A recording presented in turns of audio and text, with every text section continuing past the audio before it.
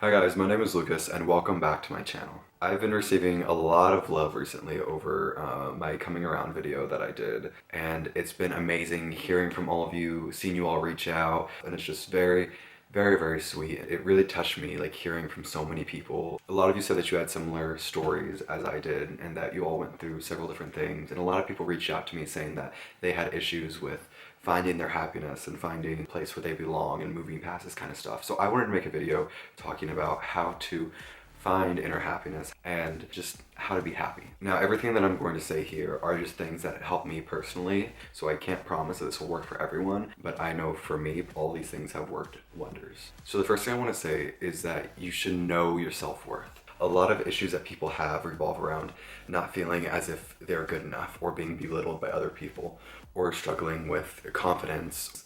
They say that if you're 1 in a million in Los Angeles, then there's 7 of you here, but every single person is unique. And even though there's a lot of similarities, no one is exactly the same. I feel like our society's viewership of how people are different or similar is kind of distorted. So just always know that you're important. You affect people's lives. If you weren't around or you weren't in certain people's lives, it would change everything. So even in those times whenever you feel like you're not important, whenever you're not good enough, just know that you are important. Whether it's in your own personal life, whether it's in other people's lives, even if someone just sees you randomly in a crowd once, you just being here affects everyone else's lives. You could be someone that could absolutely change the world, or not. And either way, that's completely okay. And remember that things that people might use against you or try to use to bring you down aren't always bad things. Some people are just shitty people, and you shouldn't take that on yourself just because other people suck. So my second piece of advice would be to be the best you that you can be. I know it's a big issue that everyone has, that we're always comparing ourselves to each other and trying to be like someone else. Whenever people ask me who my personal role model is, I usually tell them that it's my future self. I don't want to replicate someone else's achievements. I don't want to replicate someone else's life. I just want to be the best me that I can be, and I want to do the best that I can do. Everyone has different backgrounds. Everyone has different strengths and different weaknesses. Everyone has stories that we may not personally know or ever hear for that matter. So just because someone seems like they have everything perfect going for them, just know that deep down that everyone has issues that they're going through. You don't know what advantages they've had, what disadvantages they've had. Everyone is different, and we have to acknowledge that and know that we're unique in our own specific ways. So this third one is really important, tying into the first two, and that's using your limitations to help boost yourself forward. Everyone has different personality quirks, different talents, like I said, different strengths, different weaknesses, and being able to truly reach your full potential is to be able to take like the negative things or things that you feel might be holding you back and twisting them in a way to help boost yourself forward. This takes like a lot of positive thinking because you have to take things that you wouldn't necessarily view positively and then use it for good. So for instance, if people hold certain prejudices against you and you went through bad experiences with that, you can use that to help other people that might be going through the same issues. Or for instance, if you're not very productive or have much motivation in the mornings, you can try to schedule things around so that whenever you're doing your most work or your most creativity can be at night.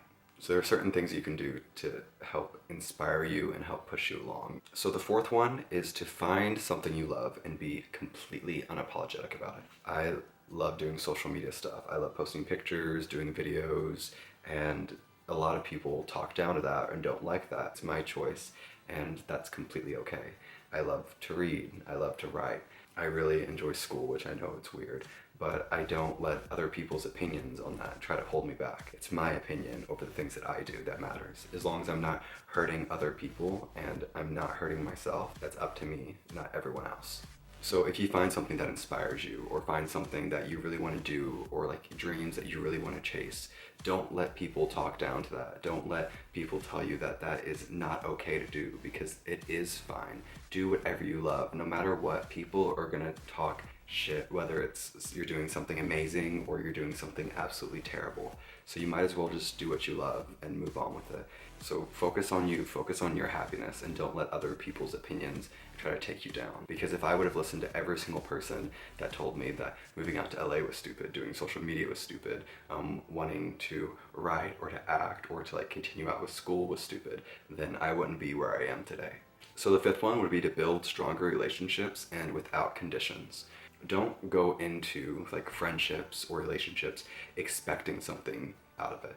Go in and meet people and just enjoy each other and laugh and have fun and be okay with just like chilling with people. Don't be trying to get things out of other people. That goes with romantic interest as well. Like platonic relationships are so important. Not everything has to be romantic, not everything has to be sexual, not everything has to lead to like dating. Reach out to your friends and just text them randomly and be like, hey, I hope you're having a nice day, or I hope you're doing well.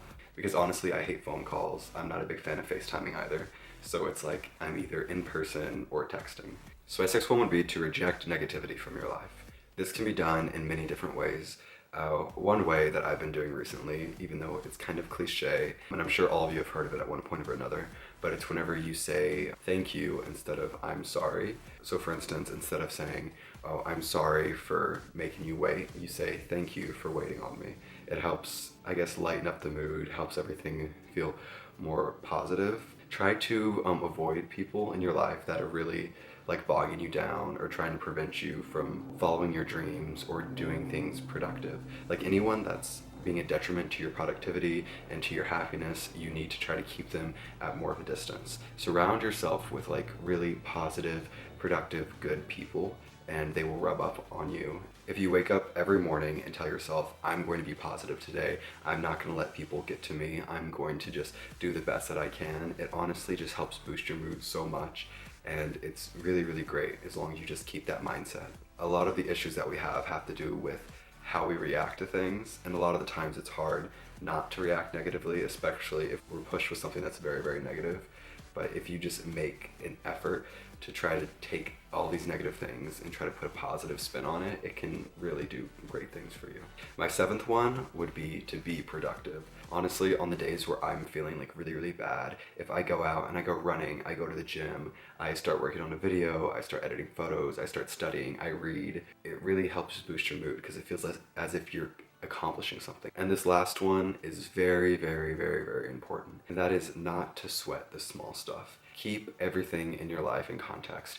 Bad things happen all the time, and lots of little things can feel like the end of the world. But if you just push on and say, okay, that happened, you know, there's nothing that's going to change it. Let's just keep moving forward. Let's try to make a positive environment for the future. Let's try to change things for the better. Let's not let this small thing hold us back. If you're letting some small thing hold you back, the only person that's really hurting is you. Now, I know this is very difficult, especially with there's so many things in life that you can't avoid and that you can't get away from. So this is specifically about just these little things. If you follow the other 7 steps that I gave you, it makes it a lot easier just to brush things off and say, okay, let's just move past that and move on to bigger and better things. Because if you're always keeping an eye on improving yourself and all the positivity you can bring, making yourself happy, making other people happy, and just all the great things that you can accomplish in the future, it really helps put just a great outlook on everything. Thank you guys so much for watching this video. I honestly hope this can help someone out there because these are all things that took me a while to figure out, but that have really been helping me over my life. Yeah, like I really appreciate everyone that supports me and that's there for me, and just having like lots of good coping mechanisms and having a really good support system, it just works absolute wonders. I love you guys so much, and I hope to see you all again soon. I'll see you next week, I guess. Bye. Love you.